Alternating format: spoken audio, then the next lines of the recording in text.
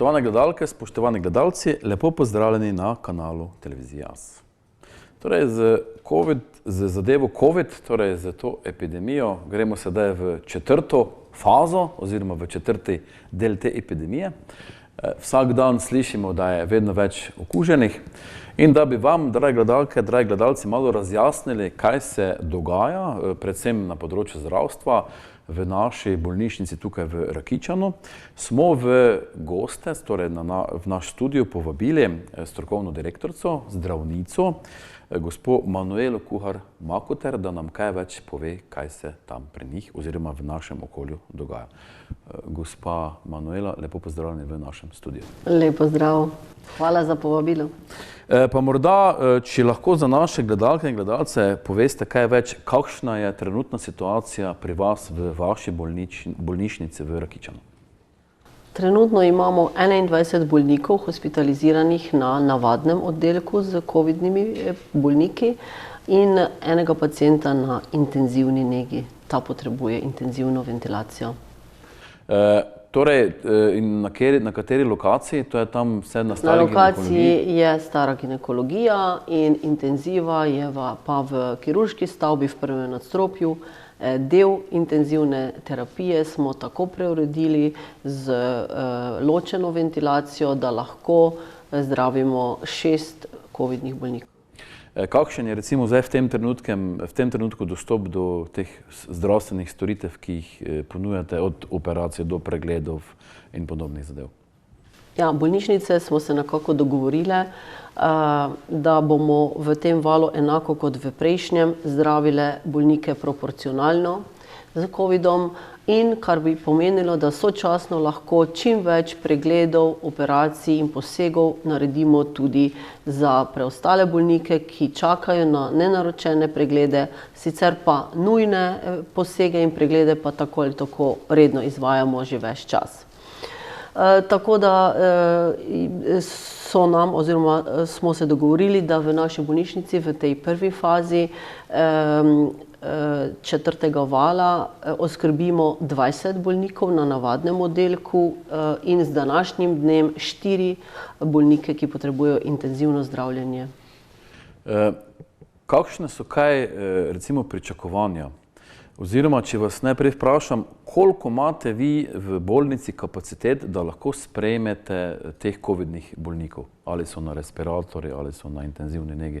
Oziroma, kje je tisti, bom rekel, plafon, dokot lahko greste? Ja, če malo osveživa situacijo novembra, decembra leta 2020, ko so bile v Sloveniji in v naši bolnišnici izredne razmere, lahko rečemo vojno stanje, smo imeli približno 150 bolnikov v navadnih posteljah z obolelim s covidom in 25 bolnikov na respiratoru. To je res maksimum od maksimuma. V tem času smo izvali samo nujne preglede in posege za preostale bolezni, kar je bilo vzdržno le nekaj časa. Dolgoročno to absolutno ne bi zdržali. Tako da, glede na obolevnost pri nas, če pogledava v Sloveniji, naprimer Kraška obalna regija ima nekje 50 obolelih bolnikov na teden na 100 tisoč, mi pa nekje 13 pacientov oziroma bolnikov obolelih. Se pravi, je naša obolevnost nižja kot na obali. To je verjetno rezultat fluktuacije in turističnega življenja tam. Ampak pričakujemo, da se bo pri nas tudi dvignila. Tako da od teh 21 bolnikov, ki jih imamo trenutno, je samo 3 oziroma 4 bolniki iz naše regije, preostali so pa pripeljani od drugod. Tako da zdaj seveda pričakujemo, da bo krivulja obolevnosti v tem valu ekstremno strma. In to pomeni, da upamo, da bo tudi hitro padla. Ampak vseeno projekcije nakazujejo, da bomo 17. septembra potrebovali vsaj od 300 do 450 postelj v Sloveniji za te bolnike in od 100 do 120 intenzivnih postelj, kar je ogromno. In če si to bolnišnice razdelimo, lahko rečemo, da bomo tudi mi morali od takrat, od 17.9. naprej, ukinjati druge oddelke in jih spreminjati v covidne oddelke. Kar pa za naše deležnike pomeni katastrofo, saj to pomeni, da bomo enormno zmanjšali neakutne obravnave, naročene preglede in operacije. Naprimer, zdaj, ko imamo 21 bolnikov in 4 intenzivne postelje, bomo minimalno zmanjšali to dostopnost naših uporabnikov in sicer zmanjšali smo postelje na negovalnem oddelku in to za 30, kar je sicer zelo dosti, ampak tukaj nekako najlažje vzamemo kader in ga preusmerimo na covidne oddelke. Potem predvidevamo, da 20% operacij bomo vseeno morali ukiniti z 17.9. In infekcijska ambulanta, ki jo pretežno delajo zdravniki, ki sedaj zdravijo bolnike na covidnem oddelku, bo praktično ukinjena. Tako da smo začeli z minimalnim. Postopoma pa glede na obolevnost, glede na precepljenost bomo verjetno morali preostale oddelke prav tako zapirati oziroma jih spreminjati v covidne oddelke. Vemo, da nekako toplo vreme, kot je recimo sedaj v teh dneh, ni nekako naklonjeno tem virusom. Nobenemu virusu, ker vemo, kako v topli polovici leta so ta virusna obolenja v manjšem razmahu. Bi glede na to, da še bomo naslednjih teden dni imeli tudi to toplo vreme, lahko kaj vplivalo, da bi se ta zadeva malo umirila? Mislim, da toplo vreme nam ne bo pomagalo, ker do zdaj je tudi bilo vroče, pa je najverjetneje glede na visoko virulentnost virusa to računati utopično. Lahko pa računamo na precepljenost, ki pa je žal slaba oziroma ne napreduje tako, kot bi si želeli, upali. Namreč drugi Evropejci to bolezen dobro razumejo oziroma nekako zaupajo zdravnikom in so se precepili. Tako da v skandinavskih državah, kjer je precepljeno 70%, se je država spet pričela odpirati, obolevnost je manjša in jih to ščiti pred nadaljnjim zaprtjem države. Tako da jaz edino, kar vreme sigurno ne, je precepljenost pa. Bi pa zmanjšala obolevnost v naslednjih tednih. Smo slišali, mislim, torej v medijih tudi kroži ta tretji osvežitveni odmerek. Kako je kaj s tem? Se ponuja to pri nas, v kakem razmerju in a se ljudje tudi odločajo za tretji odmerek? Ja, res je, absolutno priporočen je za bolnike, ki so starejši od 70 let in niso zboleli in so že bili 2-krat cepljeni. Potem se seveda priporoča ali pa lahko se tudi na željo cepijo vsi mlajši, vendar pa morajo pač podpisati izjavo, da se s cepljenjem strinjajo, tako da in kar je še nekaj časa še nekako ni možno pridobiti potrdila za tretjo dozo za mlajše. Sicer starejši pa to potrdilo dobijo. To bodo nam razjasnili še na NIJZ. Drugače pa v vseh naših pomurskih cepilnih ambulantah, po zdravstvenih domovih se lahko bolniki oziroma uporabniki že cepijo s tretjo dozo. Prav tako je odprta cepilna ambulanta v bolnišnici za zaposlene in se že izvaja. Kako dolgo drži cepivo? Torej, če se človek cepi, kako dolgo ga varuje pred virusom COVID-a? Ja, gledajte, večinoma prav tako tudi virus gripe cepimo letno, predvsem zaradi teh sevov, ki so eno leto tak, drugo leto drugačni. Tako da mi upamo, da tudi to cepivo bo držalo vsaj leto dni. Sedaj nekje prihaja 9. mesec od tistih, ki so se med prvimi cepili in so prvi precepljeni in za te potem že ponujamo drugo dozo, tako da so varni. Kaj pa, če se ti ne odločijo za osvežitveno dozo in pač ostanejo na teh dveh, kaj se bodo ti ljudje mogli držati teh pogojev, se pravi testiranja in podobnih zadev? Ja, najverjetneje res. Teh priporočil še nimamo sicer, ampak predvideva pa se, da po 9 mesecih po drugi dozi bo potreben osvežitveni odmerek ali pa PCT pogoj. Torej, če sedaj pridem jaz k vam v bolnico, pa imam recimo roko strto, prijem na urgenco, kaj mene tam najprej čaka? Se pravi, najprej moram pozvoniti, ko pride kdo ven, kaj me potem dejansko čaka pri vas v bolnišnici? Ja, najprej naredimo epidemiološko anamnezo, pomeni, če ste zbolel pred kratkim ali če imate potrdilo o cepljenju in ste bil cepljen, potem hitrega testa ne izvajamo. Sicer pa hitri test izvajamo, ker pač tretiramo te bolnike nekako iz ceste, mi rečemo, se pravi, tudi če je poškodba huda, ga niti ne moremo vprašati. Poleg tega je urgenca polna tudi drugih ljudi, ki jih potencialno moramo zavarovati, tako da vsakemu odvzamemo hitri bris in počakamo ta hitri bris, in če je negativen, ga potem enako obravnavamo kot prej, kot zdravega, in če je potrebno, ga potem hospitaliziramo. V primeru pa, če že preden pozvonite ali pa ko pozvonite in je vaša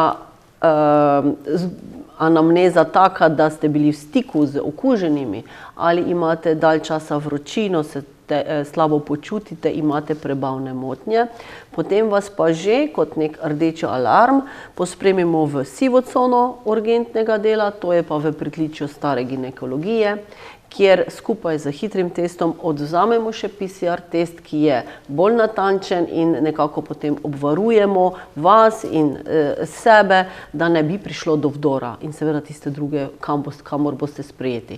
In potem, če je vaš test negativen, ste sprejeti na navaden, mi temu rečemo bel oddelek. V primeru, da pa je test pozitiven, vas pa potem hospitaliziramo na covidnem oddelku. Potem operiramo, če imate zlomljeno roko, operiramo vas pa po vseh pogojih, se pravi zaščite, imamo posebno pot operacijsko, kjer to opravimo, in ste potem nazaj nameščeni v covidnem oddelku, kjer vas vsak dan pač imate vizito, pregleda zdravnik in za vas skrbi. Pa morda ena stvar, ki me morda, ki malo štrli ven iz vseh teh stvari, je pa to število okuženih. Če pogledamo letošnje leto, prve dni v septembru, pa lansko leto prve dni v septembru. Lani je bilo povprečje okuženih na dan, govorim za Slovenijo, 44, zdaj pa jih je 13-krat več, se pravi, mislim, da blizu 600. Zdaj mislim, pa še par dni. Danes 1000. Zdaj pa je že 1000. Odkot taka razlika? Jaz mislim, da je kot prvo to visoka virulentnost tega seva. Drugo, verjetno tudi je več ljudi potovalo, ker koliko imamo sedaj informacije, največ virusa prišlo od drugod, iz drugih držav, in najverjetneje je to. Kljub temu, da smo precepljeni, kot sva se prej pogovarjala, vsaj v 45%, je vseeno delež tistih, ki niso cepljeni, toliko velik, da se to vidi na okužbah. Je pa zelo virulenten sev. Torej, nekako smo zdaj pri tem četrtem valu, torej, kje smo sedaj in ali je možno, da bi se do konca leta tega rešili? Glede na to, da bo vseeno zdaj očitno bolj odprta družba, kot je bila lani. Odprta družba bo, dokler bomo si to lahko privoščili. Ko pa bodo presegle meje hospitalizacij, zmožnosti bolnišnic, potem se bo vse zaprlo. Zato srčno upamo, da se to ne bo zgodilo, ampak projekcije kažejo res kar hud val, in to je val necepljenih.